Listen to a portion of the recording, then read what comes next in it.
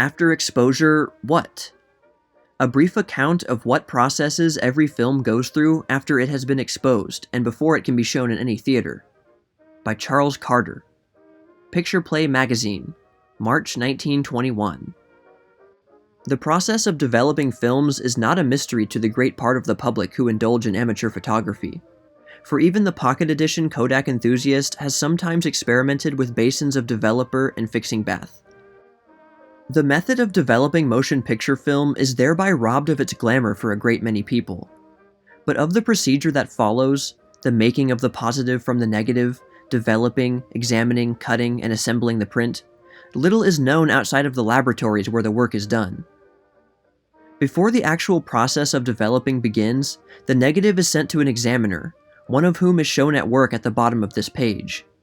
The man is determining the various densities of light which should be used in printing each scene.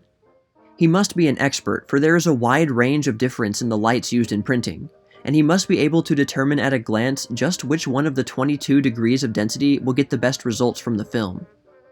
The man who examines the negative notes on a board the number of the lights to be used in printing each scene, and this notation is reproduced on a card.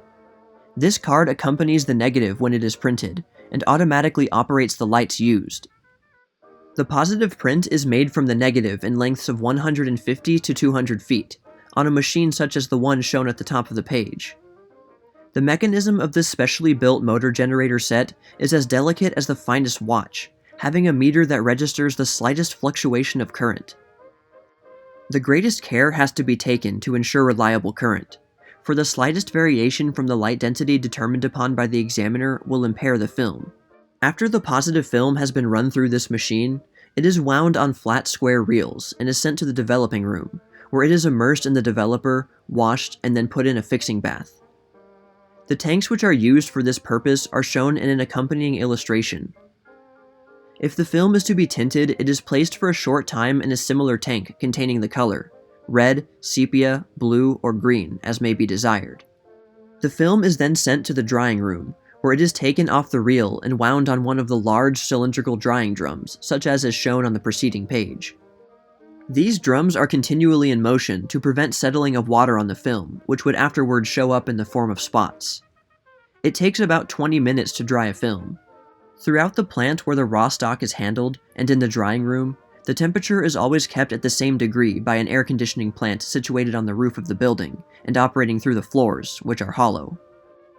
The air is drawn in through an aperture by a fan, passing through a spray which washes it, then over pipes which may contain steam or ice water, and through an aperture which may contain ice, all according to the original temperature of the air, whether it is necessary to lower or raise it.